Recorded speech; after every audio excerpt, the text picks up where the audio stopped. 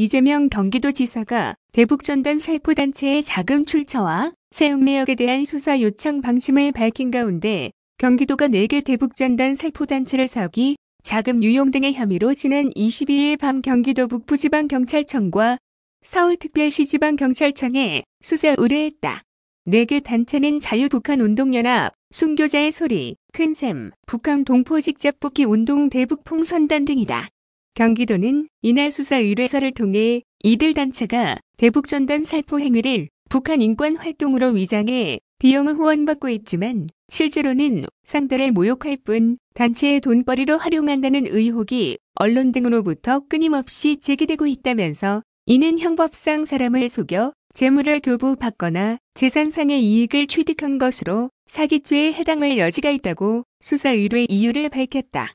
이어 국가안보를 해치는 불온자금 유입이 의심되며 후원금의 용처가 불분명해 횡령과 유용 등이 의심드는 등 수사가 필요하다고 덧붙였다.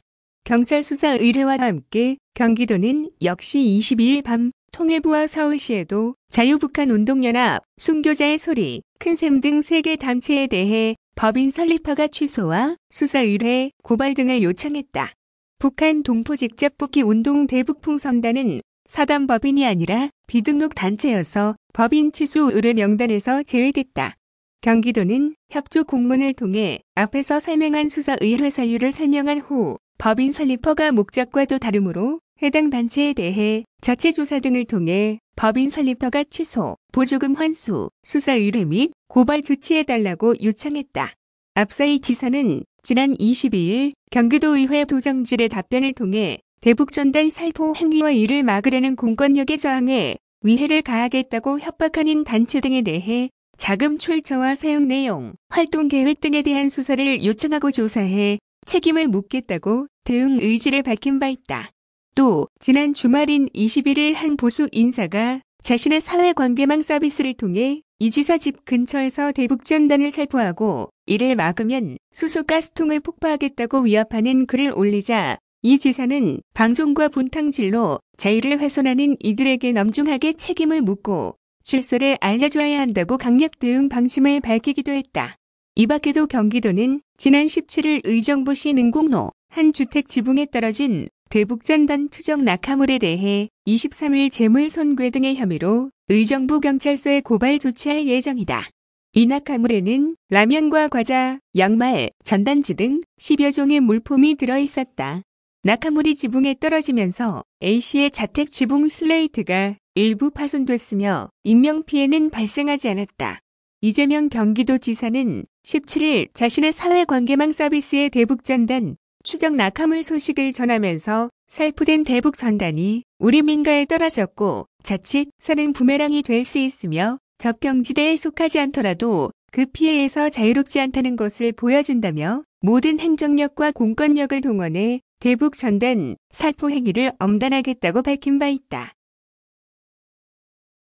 다음은 세계 최초 270인치 투명 LED 디스플레이 개발 뉴스입니다. 경기도의 대표 산학협력 지원 사업인 경기도 지역협력연구센터에서 대부분의 극장에서 채용하고 있는 영상이나 천 스크린을 대체할 수 있는 소리가 투과되는 초대형 디스플레이 개발에 세계 최초로 성공했다. 경기도에 따르면 경기도 지역협력연구센터인 한국항공대학교 영상음향공간 융합기술연구센터는 지난 2018년 투어 LED 디스플레이 모듈을 개발한 데 이어 최근 이를 활용한 270인치 투홈 디스플레이 개발에도 성공했다.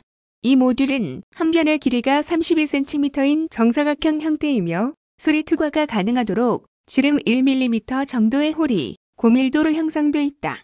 센터는 최근 이를 가로로 20개, 세로로 8개 이어 붙임으로써 총 160개의 모듈이 사용된 소극장용 디스플레이를 개발, 인천 테크노파크에 납품했다.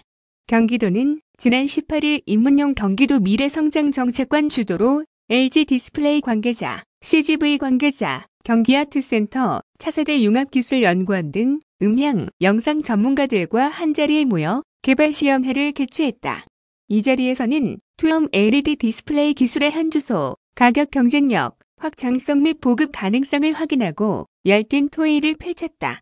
경기도는 소극장용 디스플레이 비용이 아직 다소 높지만 기술 개발과 원가 절감을 통해 가격을 낮출 수 있다고 보고 앞으로 영화 상영관 외에 e스포츠 경기장, 공연장, 전시관 등으로 수요가 확대될 것으로 기대하고 있다.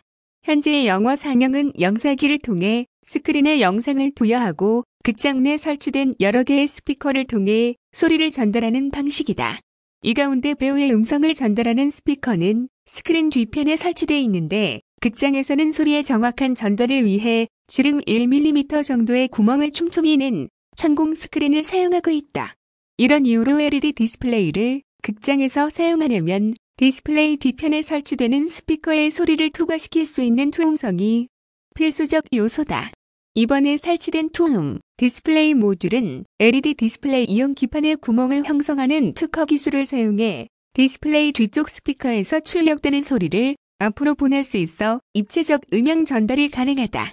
또 필요한 해상도 구현을 위해 필요한 개수만큼 모듈을 이어 붙이면 되기 때문에 UHD 수준의 초고화질 영상 재생도 가능하다. LED 디스플레이 특성상 영상이 없이 컴퓨터 등 디지털 장치 연결만으로도 영화 상영이 가능하다는 것도 장점이다. 입문용 경기도 미래성장정책과는 경기도 지역협력연구센터 사업의 일환으로 개발된 기술적 성과에 대해 환영한다며 투어 LED 디스플레이 기술의 도내 보급과 판로 개척에 힘을 쏟겠다고 말했다.